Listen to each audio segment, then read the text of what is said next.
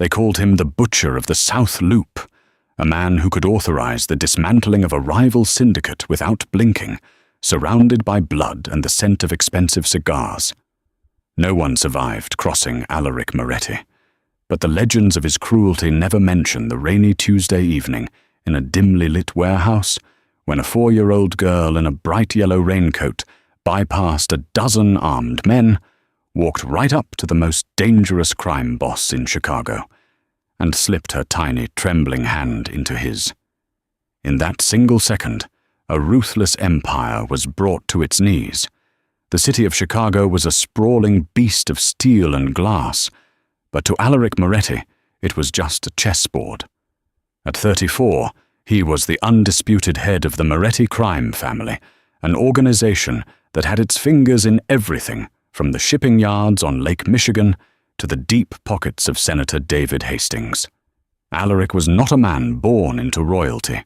He had clawed his way up from the gutter, surviving the brutal foster care system before being taken in by the former Don, Arthur Pendleton. When Arthur was gunned down, Alaric hadn't just taken the throne, he had painted it with the blood of his enemies. Alaric was known for his icy demeanor. He possessed a sharp, angular face with eyes the color of a bruised winter sky, utterly devoid of warmth. People didn't speak to him. They survived him. It was near midnight on a Friday when Alaric stood in the shadows of a defunct meatpacking plant in the West Loop. The air was thick with the metallic tang of rust and the damp chill of the incoming storm. Tied to a wooden chair in the center of the room was Vincent Russo, a mid-level captain who had thought it wise to skim from the family's illicit gambling operations. "I didn't know, boss. I swear to God, the numbers were wrong," Vincent stammered, blood leaking from a split lip. He strained against the zip ties biting into his wrists.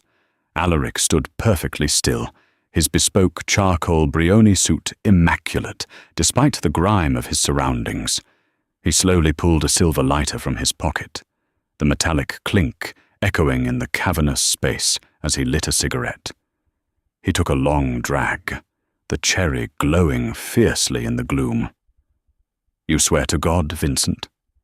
Alaric's voice was a low, resonant baritone that sent shivers down the spines of even his most hardened enforcers. "That's a bold move. I've always found God to be notoriously absent in rooms like this." Declan O'Connor, Alaric's towering Irish underboss, stood a few feet away, his hand resting casually on the butt of the Glock holstered at his hip. Declan knew better than to interrupt. When the boss was in this mood, the air itself felt heavy, suffocating. "Alaric, please! I have a wife! I have kids!" Vincent sobbed, the tough guy facade completely shattering. "And yet you stole from me," Alaric replied, his tone conversational, entirely disconnected from the violence of the moment. "You took bread from my table to feed your greed. Actions have trajectories, Vincent. You pulled the trigger the moment you altered the ledger. I am merely the bullet." Alaric gave a subtle nod to Declan. He didn't stay to watch the execution. He never did. He walked out into the biting Chicago rain, stepping into the back of his waiting armored Mercedes Maybach. As the muffled sound of a single gunshot echoed from the warehouse, Alaric didn't even blink. He poured himself a glass of neat scotch from the car's decanter, his pulse as steady as a metronome. He felt nothing. No guilt, no triumph, no pity. His heart was a fortress of black ice, impenetrable and freezing to the touch. It was exactly the way he needed it to be to survive.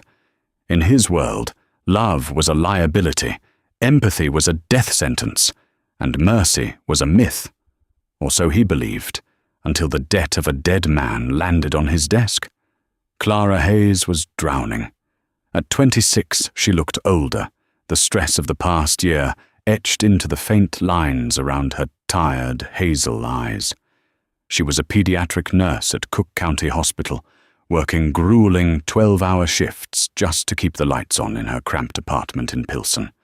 But her meager salary wasn't enough, not since her older brother Tommy died of an overdose 3 months ago, leaving behind a shattered family and a staggering $50,000 debt to a local loan shark named Frankie the Snake Bell.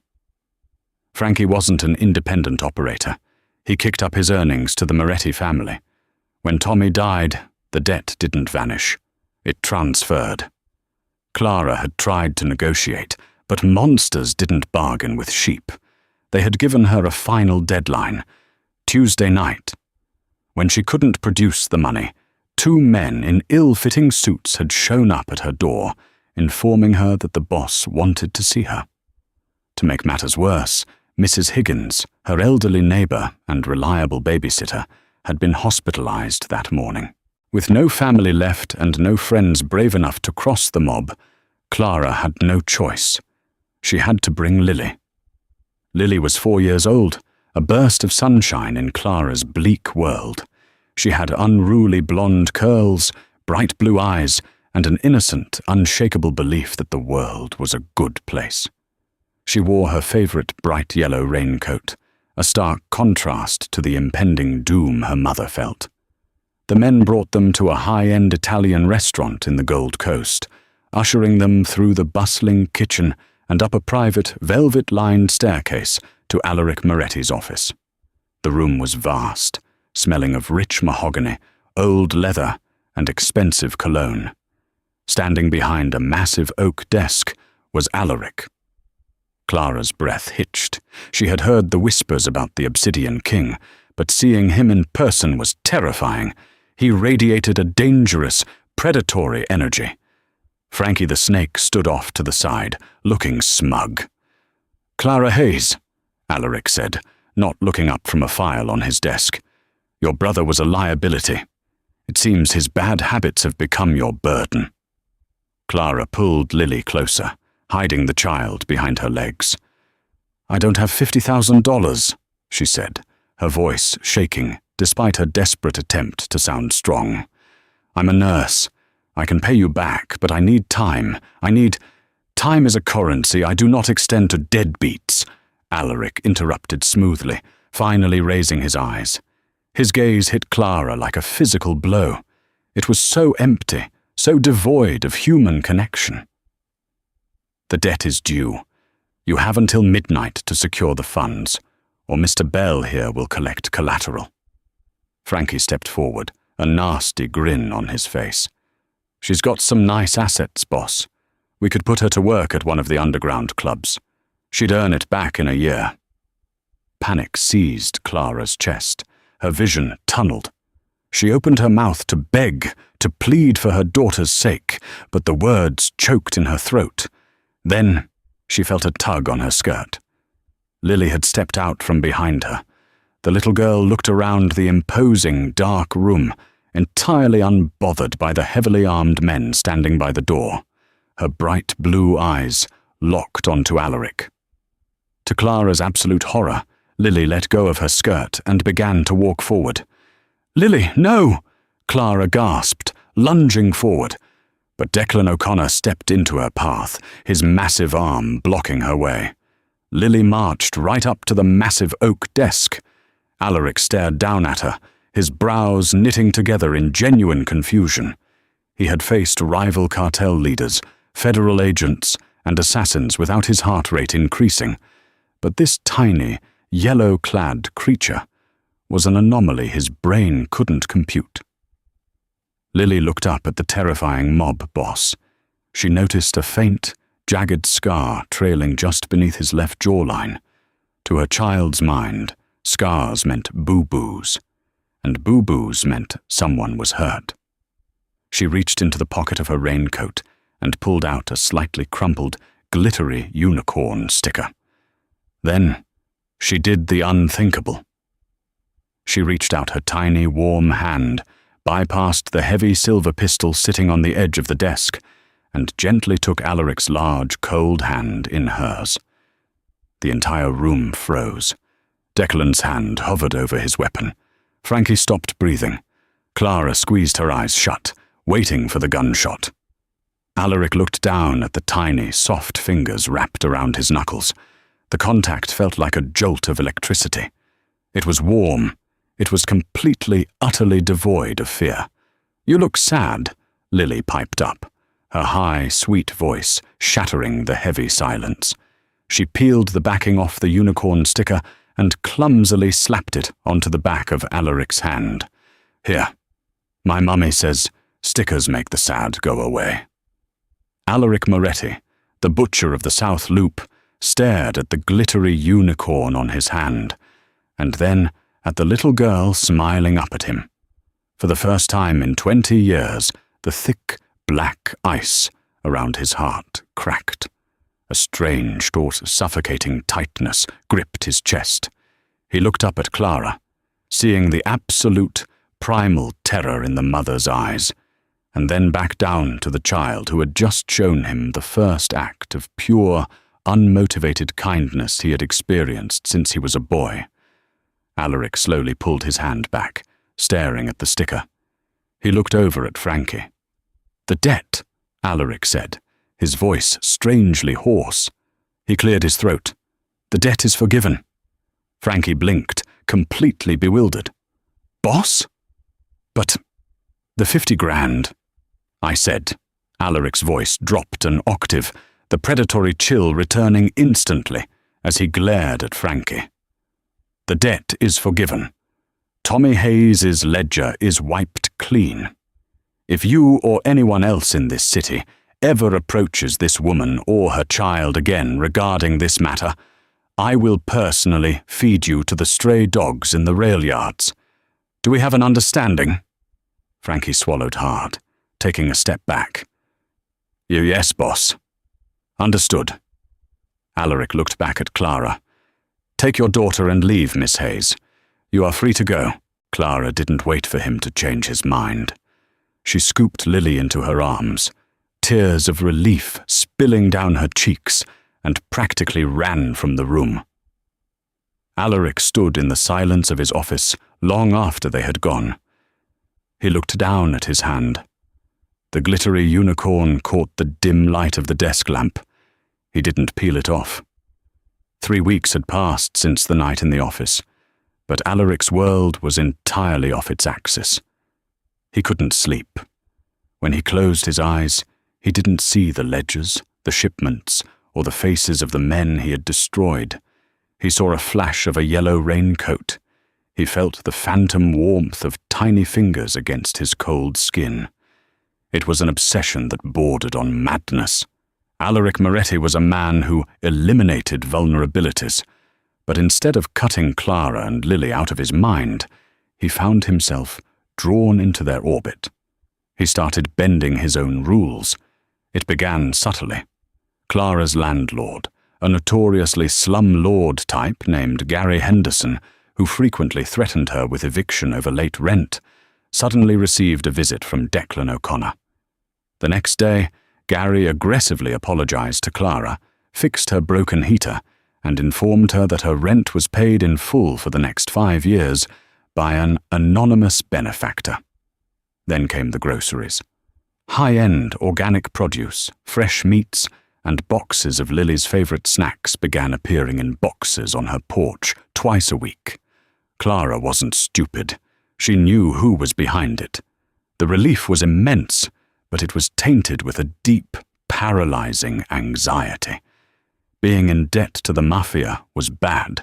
Becoming the personal charity project of the city's most dangerous man was terrifying. She knew men like Alaric didn't do things out of the goodness of their hearts. They expected a return on their investments. One brisk November evening, Clara was walking home from her shift at the hospital. The streetlights flickered, casting long, menacing shadows on the cracked pavement of Pilsen. She was exhausted, pulling her worn coat tighter around herself. She didn't notice the sleek, black SUV trailing her from half a block away until a man stepped out of an alley, blocking her path. It wasn't one of Alaric's men. It was a thug belonging to Victor, the ghost, Volkov. The Volkov Bratva had been pushing into Moretti territory for months, looking for weaknesses. Word had leaked through the criminal grapevine that the Obsidian King had spared a civilian, a woman, over a debt. To Volkov, this signaled a chink in the armor. "Clara Hayes," the man said, a thick Russian accent lacing his words. He pulled a switchblade, the metal catching the faint light. "My boss wants to have a chat about your new friend."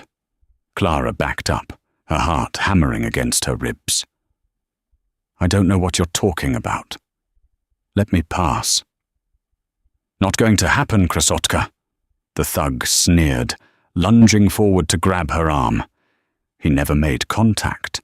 A figure moved from the shadows with terrifying speed.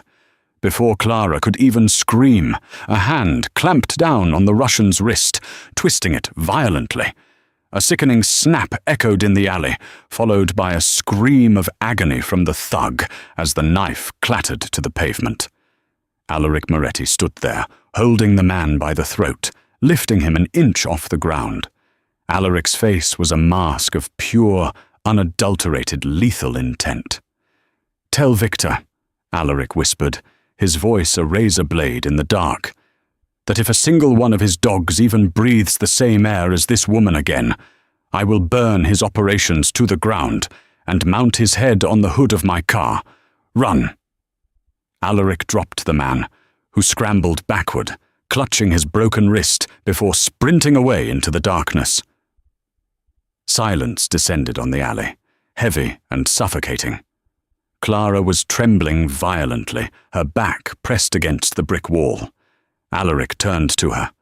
In the dim light, he saw her fear, and for the first time in his life, it made him feel a sickening pang of guilt. He didn't step closer. He kept a respectful distance. "Are you hurt?" he asked, his voice softer than it had been with the Russian, though still gruff. No, Clara stammered, wrapping her arms around herself. Why are you doing this? The rent, the food, and now this. What do you want from me, Mr. Moretti?" Alaric looked at her. He saw the fire in her eyes, burning bright despite her terror. She was fiercely protective, resilient, beautiful in a way that wasn't manufactured for high society. "I don't want anything from you, Clara," Alaric said honestly. The truth felt strange on his tongue. "You and your daughter.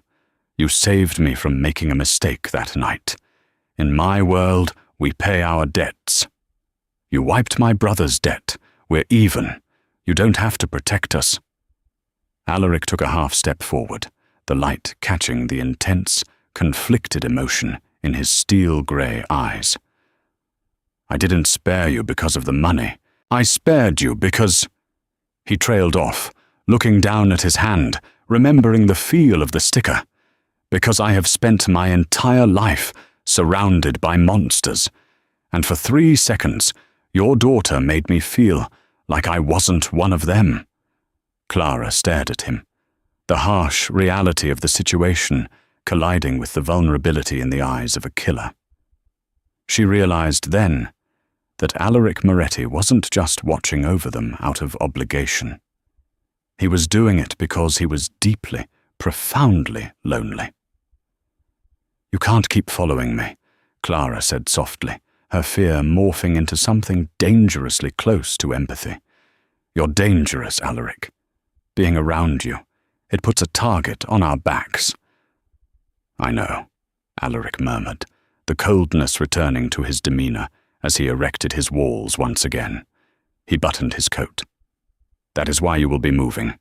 My men have already packed your apartment. There is a house in the suburbs, gated, secure, under my personal protection." Clara's eyes widened in outrage. "You can't just uproot my life. I'm not one of your properties." "You are a target now, Clara.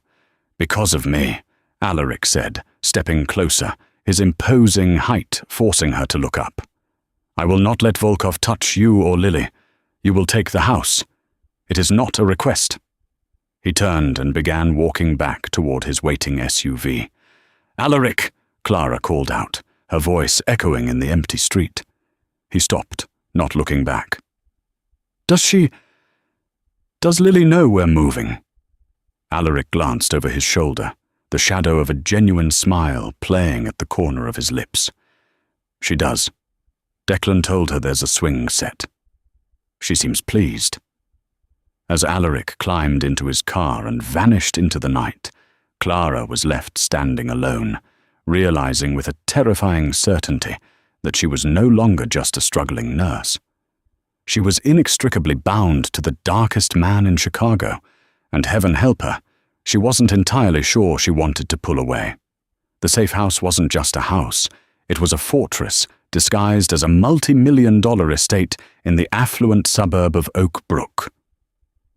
Nestled at the end of a private wooded cul-de-sac off Spring Road, the property boasted high wrought-iron gates, security cameras hidden in the ancient oak trees, and a perimeter patrolled by men who wore dark suits and carried suppressed weapons beneath their tailored coats. For Clara, it was a gilded cage. The interior was a masterclass in modern luxury, vaulted ceilings, floor-to-ceiling windows overlooking a meticulously landscaped, fenced-in backyard, and a kitchen outfitted with imported Italian marble and appliances she barely knew how to operate. Her closet had been stocked with high-end clothing in her exact size. The tags still attached. It was a stark, jarring contrast to the cramped, drafty apartment in Pilsen, where she had spent the last 4 years counting pennies. But the luxury was entirely eclipsed by the suffocating reality of her situation. She was a prisoner of her own protection. "Mummy, look!" Lily squealed, her small feet pattering rapidly across the heated hardwood floors. She was dragging a massive, plush golden retriever toy that was nearly as big as she was. "Declan won it for me.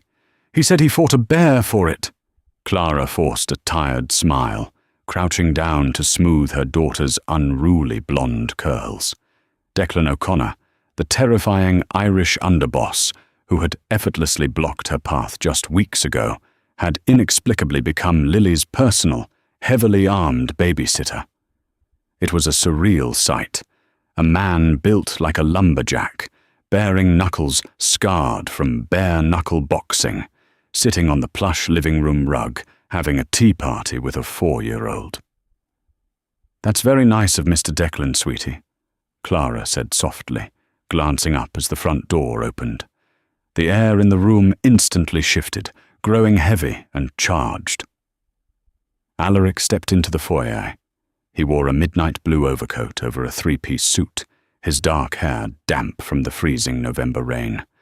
He looked exhausted, the sharp angles of his jaw tight with an unspoken tension, but his imposing presence dominated the massive space effortlessly. He didn't visit often. Over the past 2 weeks, he had only stopped by 3 times, and always late at night. He would speak quietly with the guards, review the security logs, and leave without ever crossing the threshold into the living areas. Clara knew he was avoiding her. She just didn't know if it was out of respect or out of fear of his own cracking facade. This time, however, Lily didn't give him the chance to retreat. "Alaric!" the little girl yelled, dropping the plush dog and sprinting toward the foyer. "Lily, wait!" Clara started, but it was too late. Lily crashed into Alaric's legs, wrapping her tiny arms around his knees. The men standing near the door tensed, completely unaccustomed to anyone approaching the boss with such reckless abandon. Alaric froze, his hands hovering awkwardly over the child. He looked down at the bright yellow sweater she wore, and then, very slowly, he placed a large, scarred hand gently on top of her head. "Hello, little one," Alaric rumbled, his deep voice lacking its usual lethal edge. "Did you bring me another sticker?" Lily demanded, looking up at him with wide, expectant eyes. A ghost of a smirk touched Alaric's lips. He reached into his overcoat pocket and pulled out a small, flat square wrapped in brown paper. "No stickers today, but I was told this might be acceptable." Lily tore the paper away to reveal a pristine, leather-bound copy of Alice's Adventures in Wonderland. It wasn't a child's picture book. It was a rare vintage edition with gold leafing on the pages.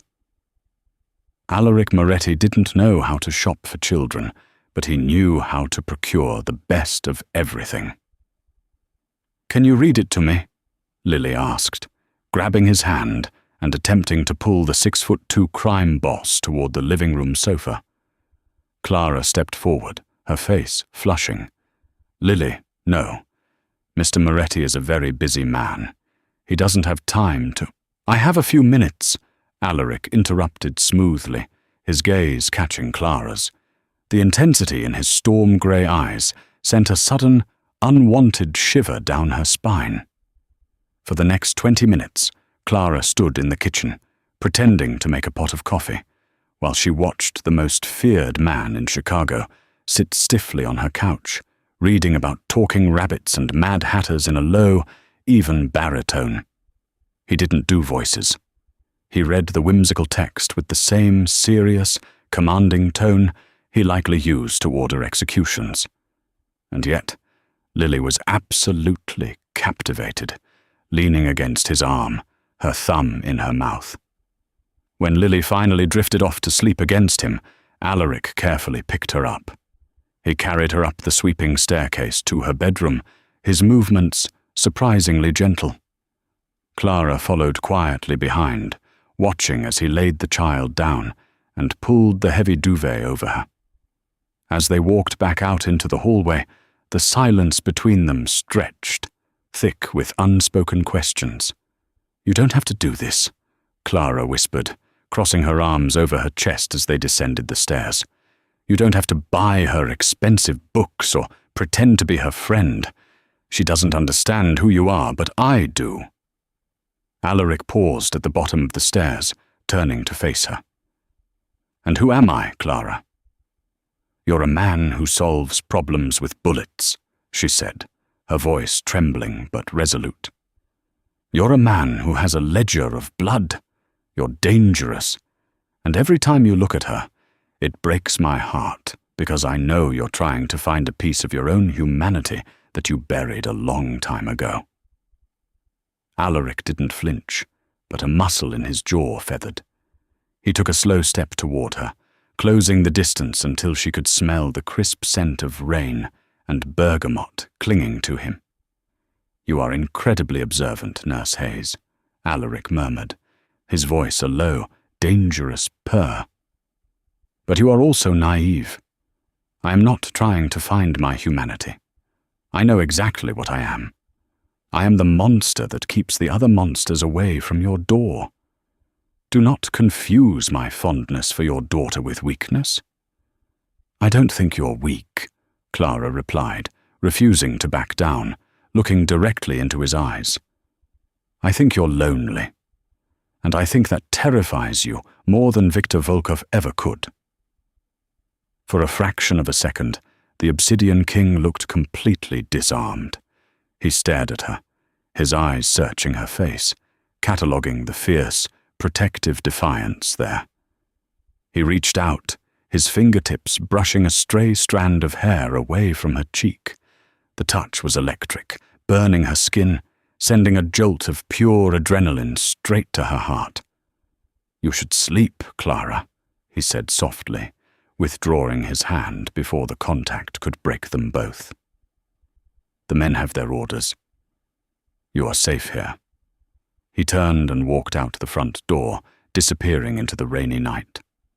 Clara stood in the foyer, her hand rising to touch the spot on her cheek where his fingers had rested, her heart hammering a frantic, terrifying rhythm against her ribs. The illusion of safety shattered 3 days later, not in the quiet suburbs of Oak Brook, but in the sterile, fluorescent-lit corridors of Cook County Hospital. Clara had absolutely refused to stop working.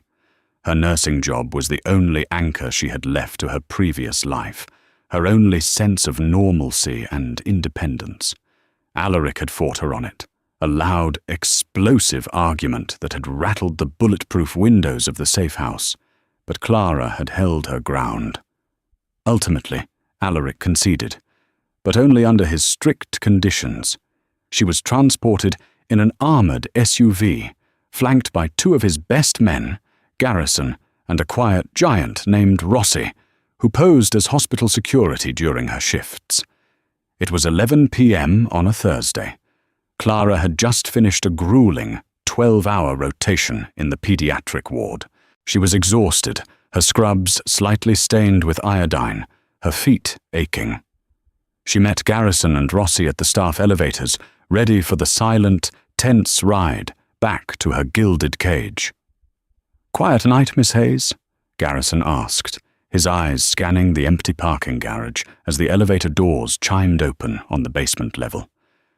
"Quiet enough," Clara sighed, pulling her jacket tightly around her shoulders to ward off the damp chill of the subterranean concrete. They stepped out into the dimly lit garage. The armored black Mercedes was parked 50 yards away. They had made it halfway across the concrete expanse when Rossi suddenly stopped, his head tilting slightly as he listened to his earpiece. "Garrison, 6 o'clock. Movement!" Rossi barked, his hand instantly disappearing inside his jacket. It happened with terrifying, blinding speed. The screech of tires echoed through the garage as a dark grey panel van accelerated from behind a concrete pillar, hurtling directly towards them. The side door slid open, revealing 3 men in tactical gear, the harsh garage lights glinting off the barrels of automatic weapons. "Get down!" Garrison roared, shoving Clara violently behind the concrete base of a support beam, just as the world erupted into a deafening symphony of gunfire. Concrete shattered. Car alarms began blaring in a chaotic, screeching chorus. Clara hit the ground hard, scraping her knees through her scrubs, covering her head with her hands as bullets chipped away at her only cover. The sound was physical, punching into her eardrums. She heard Rossi shouting in Italian, returning fire with measured, booming shots from his heavy sidearm. "We're pinned!" Garrison yelled into his lapel microphone, firing rapidly at the van. "Basement level B, Cook County. 3 shooters, heavy arms. We need extraction now." Clara squeezed her eyes shut, paralyzed by a primal, all-consuming terror. This was it. The nightmare had caught up to her. Then, the piercing sound of a high-powered engine roared down the entrance ramp. A sleek, midnight black Audi R8 came drifting around the corner at a reckless speed, its headlights blinding the men in the van. Before the car even came to a complete stop, the driver's side door kicked open. It was Alaric. He didn't wear a tailored suit this time. He was dressed in a dark tactical turtleneck and heavy cargo pants, holding an AR-15. His face was a mask of cold, calculated murder. He moved with the precision of a predator, advancing on the van with zero hesitation. He fired in short, controlled bursts. The man operating the heavy weapon in the back of the van dropped instantly. The driver panicked, throwing the van into reverse, tires smoking against the concrete. Alaric didn't flinch. He tracked the movement, firing twice through the windshield. The van swerved violently, crashing head-on into a parked concrete pillar with a sickening crunch. Silence crashed back into the garage, heavy and ringing with the aftermath of violence. "Clear!" Rossi shouted, keeping his weapon trained on the smoking van. Alaric dropped the magazine from his rifle, slapping a fresh one in, before slinging it over his shoulder. He walked rapidly toward the pillar where Clara was huddled. "Clara!" Alaric commanded, his voice sharp, cutting through the ringing in her ears. She looked up, trembling violently, her face pale and streaked with dust from the shattered concrete. Alaric dropped to one knee beside her, his hands gripping her shoulders. His storm-grey eyes swept over her frantically, searching for blood, for injury. "Are you hit? Did they touch you?" he demanded, his voice thick with a panic she had never heard from him before. No, she stammered, her teeth chattering. I'm okay. I'm okay." Alaric exhaled a harsh, jagged breath. Without thinking, he pulled her against his chest, wrapping his arms around her tightly. Clara buried her face in his neck, breathing in the scent of gunpowder and bergamot, her hands clutching the fabric of his shirt as she finally let out a choked sob. For a moment, he wasn't the ruthless boss of the Chicago underworld. He was just a man desperate to keep her alive. "Get her in the car," Alaric snapped at Garrison, pulling back, but keeping a protective hand on the small of her back. "Now, move." The drive back to Oak Brook was a blur of flashing streetlights and suffocating silence. Clara sat in the back of the armored SUV, her hands still shaking. Alaric sat beside her, staring straight ahead, his jaw locked in a rigid line. It wasn't until they were safely inside the heavily guarded walls of the safe house that Clara noticed it. As Alaric stripped off his tactical vest in the entryway, a dark, wet stain was spreading across the side of his dark shirt, just above his ribs. "Alaric, you're bleeding!" Clara gasped, her nursing instincts immediately overriding her trauma. He glanced down at the blood, his expression entirely indifferent. "It's a ricochet fragment," grazed the tissue. "It's nothing." "It's not nothing, you're bleeding all over the floor," she said, her voice firming up. "Sit down. Now." For a moment, it looked as though he might argue, but the sheer, commanding authority of a nurse dealing with a stubborn patient gave him pause. He walked into the kitchen and sat on one of the heavy oak bar stools. Clara retrieved the comprehensive medical kit Alaric had insisted on keeping in the house. She washed her hands in the sink, her hands finally stopping their tremor as she fell back into her professional training. "Take off the shirt," she instructed, walking over with antiseptic wipes, a suture kit, and gauze. Alaric hesitated, then pulled the ruined shirt over his head, dropping it to the floor. Clara's breath caught in her throat. His torso was heavily muscled, but it was a canvas of violence. Scars crisscrossed his pale skin, some thin and surgical, others jagged and wide. Gunshot wounds, knife slashes, a roadmap of a brutal, unforgiving life. She focused on the fresh wound on his left side. It was a deep, angry gash, bleeding sluggishly. "This is going to sting," she warned softly, applying the antiseptic. Alaric didn't even flinch. He sat perfectly still, his eyes locked on her face. As she leaned in close to examine the wound, the space between them shrank. She could feel the heat radiating from his skin. The adrenaline of the shootout was fading, replaced by a different, much more dangerous kind of tension. "How did you know?" Clara asked quietly, as she began to carefully bandage the wound. "How did you know they were going to be at the hospital?" "I didn't," Alaric replied, his voice a low, gravelly rumble in the quiet kitchen. "But I knew Victor was planning something, and I knew Frankie Bell was the leak." Clara paused, looking up at him. "Frankie? The man who held my brother's debt?" "Yes. He sold your schedule to Volkov's men. He thought Volkov was going to win the war, so he changed sides." Alaric's eyes darkened, turning as cold as the bottom of the lake in winter. "He was wrong." Clara swallowed hard, knowing exactly what that meant for Frankie.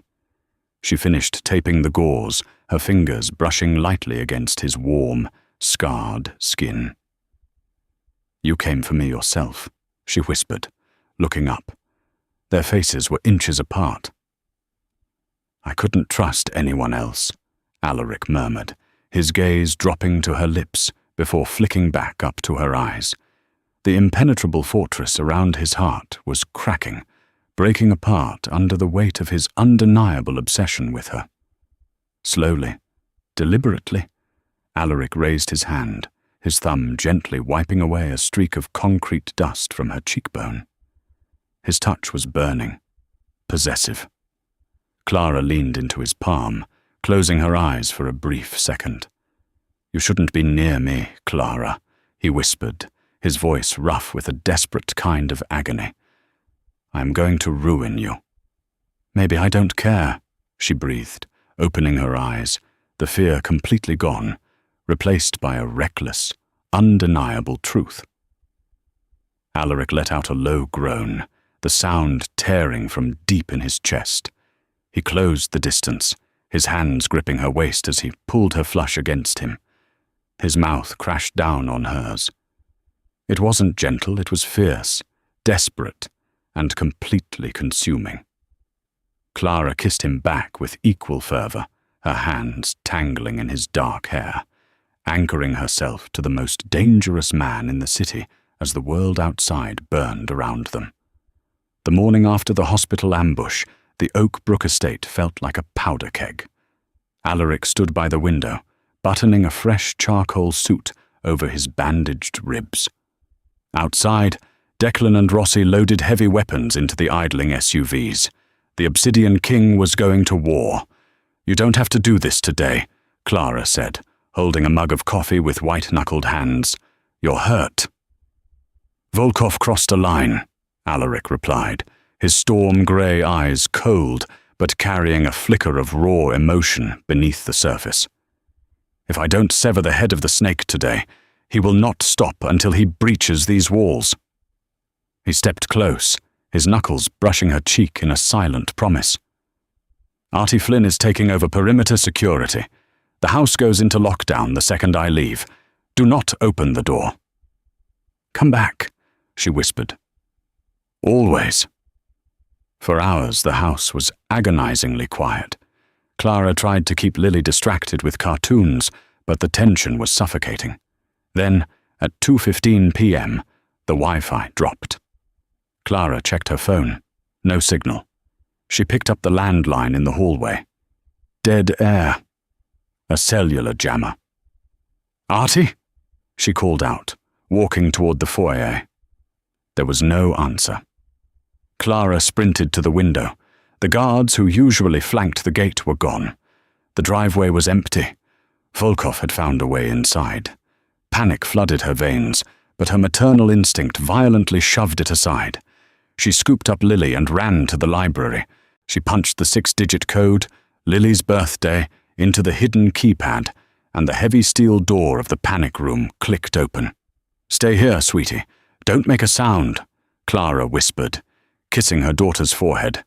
She locked the steel door behind her and sprinted down the hall. Alaric kept a sleek Glock 19 hidden in the false bottom of the foyer table. Clara slid the drawer open, her shaking hands gripping the cold metal, just as the massive mahogany front door exploded inward off its hinges. 3 men in dark tactical gear poured in, followed by Viktor Volkov himself. The Russian boss wore a cruel, reptilian smile. Trailing behind him, bleeding from a superficial cut on his head, was Artie Flynn. "Artie," Clara gasped, the betrayal hitting her like a physical blow. "Volkov offered me $5 million and a flight out, Miss Hayes," Artie muttered, refusing to meet her eyes. "Alaric was going to get us killed over a woman anyway." Volkov stepped over the splintered wood. "Ah, the famous nurse who thawed the king. Where is the child?" "She's not here," Clara lied, keeping the gun hidden behind the console table. Volkov chuckled, drawing a heavy silver revolver. "A brave lie. Alaric is currently assaulting an empty warehouse on the south side. By the time he realizes it's a decoy, you and the child will be on a jet to Moscow. He'll trade his entire empire to get you back. He'll kill you," Clara spat. "Perhaps," Volkov sneered, pointing the gun directly at her head. "Stand up, slowly." Clara thought of Lily hiding in the dark. She thought of Alaric walking into a trap because of her. Instead of surrendering, the fierce fury of a mother took over. She brought the Glock up over the table and pulled the trigger. The gunshot deafened the room. The bullet caught one of Volkov's men in the shoulder, throwing him backward. Volkov roared in anger, diving behind the thick oak doorframe as his remaining men opened fire. Marble shattered around Clara as she curled into a ball behind the table, screaming as bullets tore the foyer apart. Suddenly, the roar of an engine drowned out the gunfire. A black armored SUV smashed through the front wrought-iron gates, tore across the manicured lawn, and violently T-boned Volkov's parked van. Alaric hadn't gone to the south side. He had realized the Judas protocol the moment Artie's GPS tracker went offline. Alaric and Declan poured out of the vehicle, weapons blazing. Declan's shotgun dropped Volkov's uninjured man instantly. Alaric moved like a phantom into the ruined foyer. Artie panicked and raised his weapon, but Alaric fired once, hitting the traitor squarely in the chest. Realizing he was outgunned, Volkov lunged from his cover, grabbing Clara by the hair. He hauled her up to her feet, pressing his revolver tight against her temple. "Drop it, Moretti!" Volkov screamed, using her as a human shield. "Drop the gun or I paint the wall with her brains!" Alaric froze. The ruthless crime boss stopped dead, his grey eyes locking onto Clara's terrified face. For the first time in his life, Alaric Moretti looked genuinely, paralyzingly afraid. "Let her go, Victor," Alaric whispered, his voice shaking with a dark, demonic fury. "Take the ports. Take the territory. Just let her walk away." Volkov laughed. "The butcher. Begging. I'm going to take your territory, Alaric, and I'm going to kill her anyway, just so you know how it feels to lose." His finger tightened on the trigger, but Volkov forgot Clara was a nurse who knew human anatomy intimately. With a massive surge of adrenaline, Clara slammed her elbow backward, driving the point of the bone directly into Volkov's floating ribs. As he gasped, and his grip loosened for a fraction of a second, she threw her weight forward and dropped straight down to the floor. The line of sight cleared for exactly 1 second. It was all Alaric needed. A single shot rang out. Volkov's head snapped back, and he collapsed lifeless to the marble floor. The silence that followed was heavier than the gunfire. Alaric dropped his weapon. He crossed the room in 2 massive strides, falling to his knees and hauling Clara up into his chest. He buried his face in her hair, his large frame shaking. "I've got you," he choked out, his ruthless mask entirely stripped away. "It's over." Clara clung to him, sobbing into his ruined suit as the adrenaline crashed out of her system. "Lily," she gasped. "Lily is in the safe room." Alaric pulled back, framing her face and gently wiping the marble dust away with his thumbs. "Declan, secure the perimeter," he commanded, without looking away from her. He helped Clara to her feet, and together, the bloodied king and the resilient nurse walked down the hall to retrieve their daughter. The aftermath of the Oak Brook siege sent shockwaves through the American underworld. Viktor Volkov was dead, and the Russian Bratva's presence in Chicago had been eradicated overnight. The streets braced for the Obsidian King to expand his territory, to rule with a heavier, bloodier fist. But Alaric Moretti had experienced an awakening. Holding Clara while a gun was pressed to her head had shattered the last remaining illusions he held about his life. He could build 100 safe houses, hire 1,000 guards, but as long as he wore the crown of the criminal underworld, the women he loved would always be targets. He had to make a choice: the empire or his soul. 2 weeks later, the heads of the 4 remaining Chicago crime families were summoned to a neutral warehouse in the West Loop, the very same warehouse where Alaric had executed Vincent Russo months ago. They arrived with heavy security, expecting an ambush, expecting Alaric to demand their submission. Instead, they found Alaric sitting alone at a wooden table, dressed in an immaculate 3-piece suit, an open ledger resting in front of him. "Gentlemen," Alaric said, his voice echoing in the cavernous space. He didn't raise his voice, yet it commanded absolute authority. "I am retiring."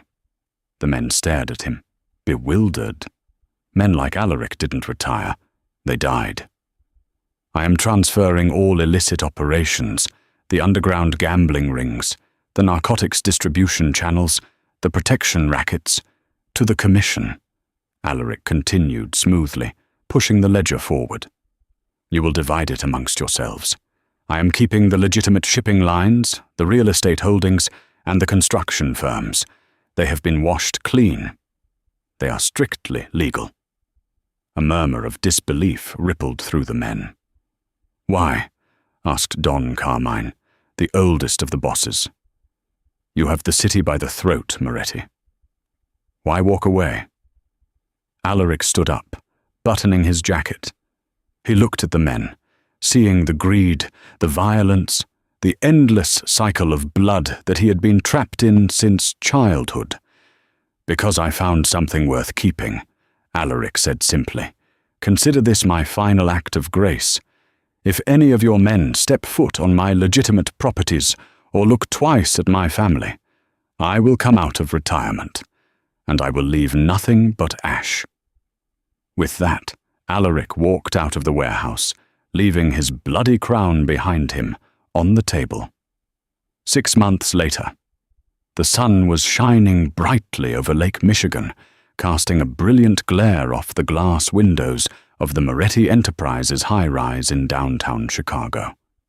Alaric sat behind his massive mahogany desk, reviewing the blueprints for a new pediatric wing being added to Cook County Hospital, fully funded by his new charitable foundation. He looked different. The sharp, lethal edge of the butcher was gone, replaced by the formidable, intense aura of a ruthless but legitimate CEO. The shadows beneath his eyes had faded. The heavy oak doors of his office swung open. "Daddy!" Lily, now 5 years old and wearing a tiny tailored navy blazer that matched his, came sprinting into the room. Alaric caught her effortlessly, swinging her up into his arms, a genuine, blinding smile breaking across his face. Clara walked in behind her, radiant in a cream-colored dress, her hazel eyes warm and bright. She had quit her floor nursing job to run the philanthropic wing of Alaric's new empire, ensuring his vast wealth was used to rebuild the city he had once helped tear down. "We brought you lunch," Clara said, setting a brown paper bag on his desk. She walked around the chair, leaning down to press a soft, lingering kiss to his lips. "Though Lily insisted we also bring a bribe so you'd leave early." Alaric chuckled, a deep, rich sound. He set Lily down on his desk. "Is that so? What kind of bribe?" Lily giggled, reaching into her pocket. She pulled out a bright, slightly crumpled sticker, a glittering green dinosaur, and slapped it right onto the center of Alaric's multi-million-dollar construction blueprint. Alaric didn't flinch. He looked from the sticker to the beautiful, brave woman who had saved his soul, and finally down to the little girl who had taken a monster's hand and turned him into a man. He glanced to the corner of his desk. Framed in solid silver, protected behind museum glass, was the very first glittery unicorn sticker she had ever given him. "The bribe is accepted," Alaric said, wrapping his arms around Clara's waist and pulling her close. "Let's go home." What an absolute roller coaster of emotion and adrenaline. The story of Alaric, Clara, and little Lily proves that even in the darkest, most dangerous corners of the world, a single act of pure, innocent kindness can shatter walls of ice and rewrite the destiny of an entire empire. Alaric Moretti traded a kingdom of blood and shadows for a life of love and redemption, proving that no one is entirely beyond saving when they finally find something or someone worth living for. If this intense, heart-stopping Mafia romance kept you on the edge of your seat, please hit that like button and share this video with your fellow drama lovers. We want to hear from you. What did you think of Clara's brave move during the Oak Brook siege? Drop your thoughts in the comments below, and don't forget to subscribe for more gripping, real-life-inspired storytelling.